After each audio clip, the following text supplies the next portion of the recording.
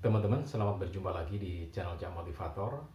Dan kali ini saya masih akan berbagi informasi tentang keterkaitan bisnis janggal jagung giling ya, kering ya. Karena masih banyak juga yang mempertanyakan tentang bagaimana cara pengelolaannya, kemudian menghindari kerugian-kerugian yang akan timbul itu seperti apa. Nah, saya kali ini akan berbagi 4 hal yang harus Anda hindari supaya tidak akan mengalami kerugian ketika Anda akan berbisnis janggal jagung kering ini ya. Atau paling tidak Anda bisa memperhitungkan 4 hal ini kira-kira bisa mengendalikan atau enggak gitu ya. Kalau tidak bisa mengendalikan ya memang sebaiknya tidak perlu terjun ya di bidang bisnis ini. Tapi kalau Anda yakin bisa mengendalikan ya paling tidak itu jadi bekal untuk optimis bisa mendapatkan keuntungan. Nah, langsung saja saya akan berbagi 4 hal itu apa saja. Yang pertama yaitu janggal jagung yang didapatkan dengan cara membeli atau kulaan ya. Jadi kalau Anda membeli bahan bakunya yaitu janggal jagung itu dengan cara kulaan atau membeli, kemudian dihitung per kilogramnya ketemu berapa, ya Anda akan mengalami kerugian. Karena kalau dihitung semacam itu, Anda akan biayanya berlipat ganda, melebihi dari harga jualnya. Kenapa begitu? Karena ini adalah bisnis sampah gitu ya. Jadi kalau bisnis sampah itu Anda kulaan ya rugi. Tapi kalau Anda kulaan tapi dengan harga dasarnya yang sangat rendah ya mungkin Mbak bisa untung ya. Tapi kalau mengikuti penjual janggal ya Anda akan mengalami kerugian. Paling tidak secara umum kalau Anda memang memaksa harus membeli itu ya per kilogramnya ini apa sekitar 75 rupiah. 75 rupiah itu sudah sampai di gudang dan dalam kondisi kering gitu ya. Nah, kalau seperti itu apakah mau yang jualan gitu ya? Kalau mau ya tidak apa-apa, Anda tetap bisa mendapatkan keuntungan. Tapi kalau di atas itu maka jangan harap Anda akan mendapatkan satu laba dari bisnis ini ya. Jadi itu tadi patokannya. Kalau dari kondisi di tempat saya, kalau memang mau pekulaan ya 75 rupiah per kilogramnya nyampe di gudang dalam kondisi kering gitu ya. Nah itu baru bisa laba. Oke, itu yang pertama yang Anda harus hindari. Kemudian yang kedua, oke sebelum yang kedua ya sebelum masuk yang kedua ya. Jadi Anda yang belum subscribe jangan lupa subscribe terlebih dahulu supaya Anda akan mendapatkan notifikasi atau pemberitahuan ketika channel kesayangan Anda ini akan mengupdate informasi terkait dengan bisnis dan juga inspirasi bisnis ya. Jadi tidak ada untungnya, tidak ada ruginya kalau Anda subscribe kemudian tekan tombol loncengnya karena Anda akan mendapatkan informasi-informasi terbaru berkaitan dengan bisnis. Kemudian juga jangan lupa share video ini ke teman-teman Anda baik di medsos, di Facebook, kemudian juga di WhatsApp ataupun media sosial yang lainnya. Siapa tahu teman Anda sedang membutuhkan informasi ini sehingga Anda bisa membantunya dan itu merupakan sodako informasi untuk Anda. Oke, yang kedua. Nah, yang kedua ini selain tadi ya kaitan dengan janggal beli itu yang bisa mengakibatkan kerugian, maka yang kedua ini berkaitan dengan pengeringan. Jadi kalau Anda mau berbisnis di sini, Anda harus punya lahan pengeringan yang luas. Lahan pengeringan yang luas. Tapi kalau Anda nggak mau, ya cari janggal kering ya. Jadi ada beberapa tempat itu yang sudah ini apa mendapatkan ada janggal sudah kering gitu. Karena saya pernah ke satu daerah di sekitar tempat tinggal saya itu ada orang yang panen dengan kondisi jagung masih di atas batang ya. Jadi dipotong daunnya, tinggal batangnya setengah, kemudian ada jagungnya. Nah dikupas itu kulitnya, kelopotnya itu dikupas, kemudian tinggal biji jagungnya kelihatan gitu ya. Masih ada janggalnya, tapi dijemur di atas batang itu. Nah begitu dipanen janggalnya sudah kering. Jadi kalau seperti itu tidak apa-apa Anda tidak punya lahan pengeringan ya kalau di sekitar tempat Anda, karena kan tradisi di tempat kita berbeda-beda. Ada orang yang panen semacam itu, Jadi panen eh, kering di atas pohonnya, di atas batangnya itu. Nah, itu bisa dimanfaatkan. Anda tidak punya lahan pengering tidak apa-apa.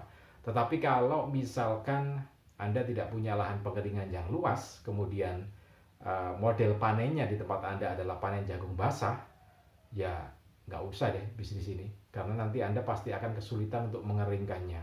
Anda nggak akan punya tempat untuk mengeringkan, dan itu masalah. Karena jungle giling itu harus kering. Baik itu untuk dikonsumsi pakan ternak, kemudian juga dijual ekspor, itu sama-sama harus kering. Indikasi kandungan airnya adalah 15%. Jadi sebagai gambaran, jagung atau janggal jagung basah itu kadar airnya 30%, kalau kering 15%. Nah, Anda akan kesulitan mengeringkan kalau Anda tidak punya lahan pengeringan ya, yang cukup luas itu. Jadi ya syaratnya itu, kalau Anda punya itu ya mending nggak usah deh. Nanti akan rugi karena kesulitan. Kalau sudah kesulitan mengeringkan, produksi Anda akan molor waktunya, dan itu kerugian. Kerugian, pasti rugi itu. Karena indikasinya satu hari itu produksi paling tidak 1,2 ton, 1.200 kg baru bisa laba gitu ya. Nah, itu yang kedua. Dan sebelum yang ketiga, ini kalau Anda melihat ini custom saya ini adalah komunitas bisnis anti riba gitu ya, anti hutang.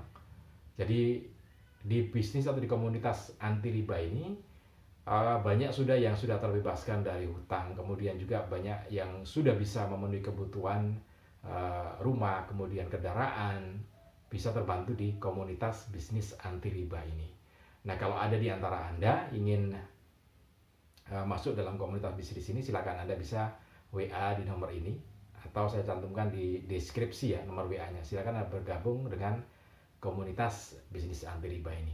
Nanti ada cara-caranya di sana, diantaranya register terlebih dahulu, mengisi data itu ya. Kemudian nanti ada tahapan-tahapan berikutnya, nanti akan dipandu di nomor WA itu ya. Silakan Anda yang ingin bergabung dan ingin membebaskan diri dari hutang, silakan bisa bergabung di komunitas bisnis anti riba ini. Oke, kita masuk yang ketiga. Yang ketiga berkaitan dengan tenaga kerja. Jadi kalau tenaga kerja ini tidak tertib, tidak disiplin, Anda rugi. Kenapa begitu? Ini ada kaitannya dengan target. Jadi kalau misalkan dalam satu hari ya, Senin sampai Sabtu lah, Senin sampai Jumat. Senin sampai Jumat itu targetnya minimal 1,2 ton atau 1.200 kg.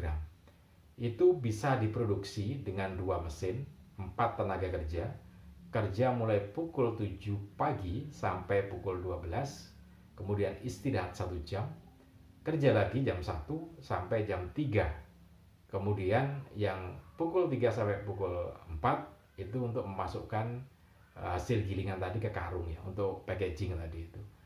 Harus itu seperti itu dan tertib, karena kalau tidak Anda akan rugi waktu dan rugi biaya. Otomatis total Anda akan mengalami kerugian. Jadi Anda bisa tidak mengendalikan tenaga kerja Anda, pukul 7 pagi sudah bekerja, kemudian terus nggak boleh berhenti ya sampai pukul 12, kemudian istirahat 1 jam, terus giling lagi pukul 1 sampai pukul 3. Dan itu nggak boleh berhenti. Kemudian pukul 3 sampai pukul 4 masukkan dalam karung. Nah, kalau Anda bisa seperti itu, bisa mengendalikan itu, ya insya Allah nanti Anda akan mendapatkan laba. Oke, itu yang ketiga. Sekarang kita ke yang keempat. Ini yang terakhir ya, yang keempat. Ini juga bisa mengakibatkan Anda rugi ketika kondisi mesin. Kondisi mesin ini biasanya berkaitan dengan kondisi sarangan ya. Jadi saringan itu, karena jungle giling itu kan ada ukurannya. Biasanya kalau ekspor ataupun pakan ternak rata-rata memang mintanya 8 mm. Jadi ya saringannya 8 mm gitu ya. Nah, saringannya harus tebal supaya tahan dan tidak pecah gitu ya. Tapi kalau saringan yang tipis-tipis itu yang bisa diteguk seperti ini pakai tangan, pasti akan pecah.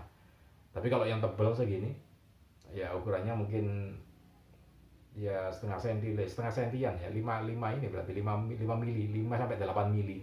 Itu baru tidak akan pecah dan akan tahan lama, bertahun-tahun nggak akan pecah. kalau dipasang sarangan semacam itu.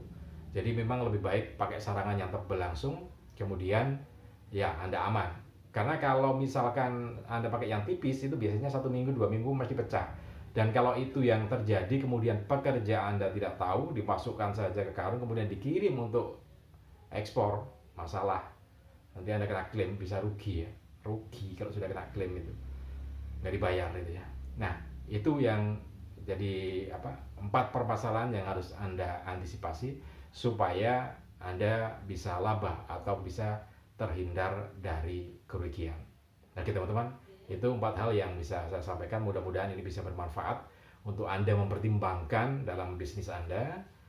Salam dan sukses selalu untuk Anda.